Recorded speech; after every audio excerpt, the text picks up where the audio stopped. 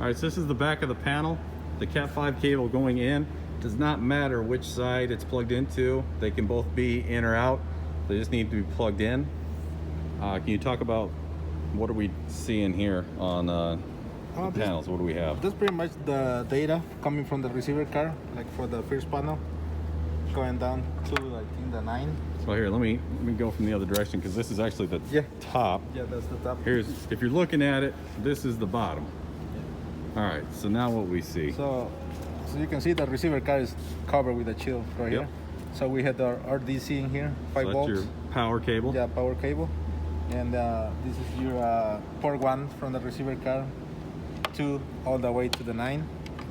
And okay.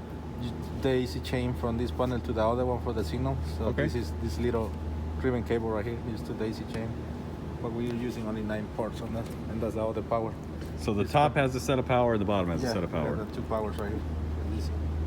So the only thing you need to do when you're installing is plugging in the power, daisy chaining the Cat 5 to the next one, and keep going to the number 4. And that's where the port 1 is stopped. All right, so what about replacing these panels? For replacing these panels, you need to, for example, if you want to replace this last one right here, just unplug ribbon cable right here. Okay. Your DC and your number 9 right here, removing the 4 screws right here, 3 and 4. And the panel just pushes out? Yeah, it has magnets on it, it won't fall. So you will need to push it out a little bit. Replace it with a new one. The same way. Yeah. Replace it with a new one, replace the screws. Is there an up arrow or is there only, I see the input arrows right here that tells you where the data flow is. Yeah, and we have the top right here for the power, the DC. Okay. This is your top of the sign.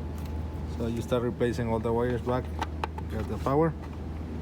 Make sure that's nice and all the way in. And start failing. Then you have the jumper of data, from the data out to the data in right here. Okay.